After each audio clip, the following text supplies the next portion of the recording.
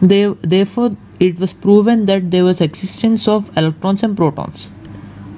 And guys, now we'll enter one of the most important topic. Those are atomic models.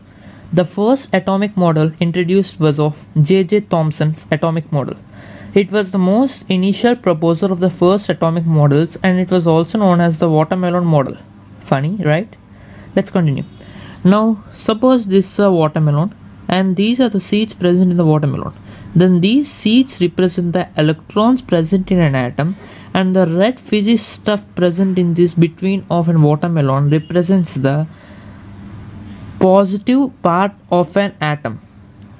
And he states that the atom is a neutral substance, as the electrons present in the watermelon act like a negative particles, and the red fizzy stuff acts as a positive particle, and this makes the atom as a neutral substance. This is one of the best statement which is given by J.J. Thomson, and he also showed that the electrical neutrality of an atom, but this model was outshone by the experimental models proposed by Rutherford. Therefore, this model was later ignored in the study of atoms, as Rutherford's model proved to be advantageous in the further studies in the future. We heard that Rutherford's atomic model was experimental, and it is more advantageous than J.J. Thomson's atomic model. Let's see that Rutherford's atomic model.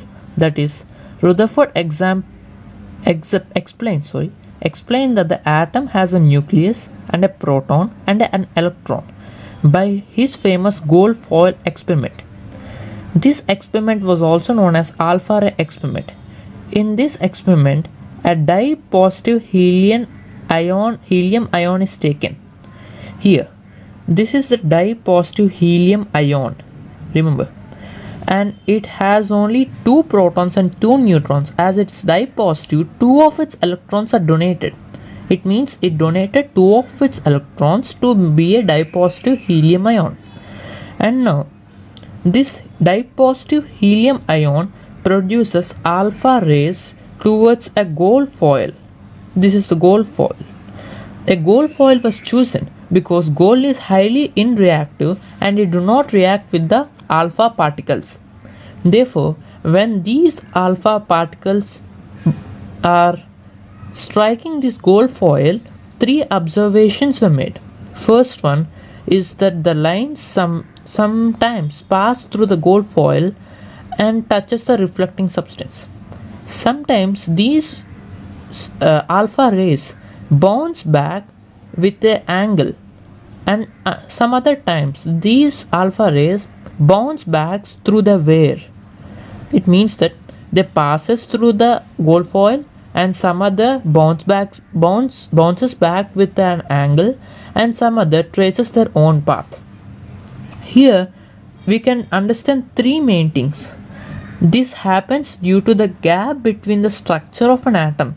It states that these passes through the gold foil because the golden atoms contain some gaps between their nucleus, and these contain some particles such as electrons, protons, etc. And they are deviated or bounce back with an angle because of proton-proton repulsion. And they traces their own path back because it states that the gold foil element, the golden elements golden atoms contains the nucleus, which is a heavy mass center, and it makes the alpha ray to bounce back.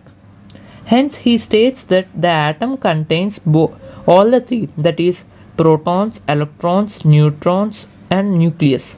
Hence this is more advantageous than the Dalton's and then J.J. Thomson's atomic theories. Then we come to atomic number. Atomic number can be defined as the number of protons present in an atom, as number of protons is equal to the number of electrons. We can also consider number of electrons as the atomic number, but they may be changed due to various reactions. That means electrons can be increased or decreased due to the various reactions taken place by the element, but proton number cannot be changed. Therefore, atomic number should be the number of protons, and atomic number decides the chemical and physical properties of an element. And then we come to mass number. Mass number can be defined as the sum of the total number of protons and neutrons in an atom. Protons and neutrons are present in nucleus, and therefore they are known as nucleons. Therefore mass number can also be said as nucleus mass. The number of neutrons is equal to n equal to a minus z.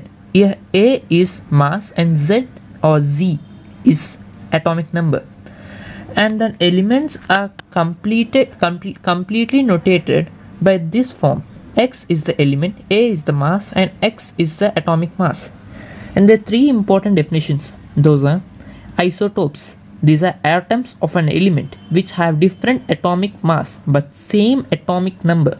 Therefore, they outshow different physical properties but same chemical properties. Isobars. They are atoms of an element which have different atomic number but same atomic mass. Therefore, they outshow different chemical properties. And then isotones. Atoms of different elements with same number of neutrons, not electrons and protons. Therefore, they show a different physical and chemical properties. That's it, guys. This for today. And we'll learn more in the next classes about the atomic structure of an atom. Please don't forget to subscribe us because we want to spread our knowledge to more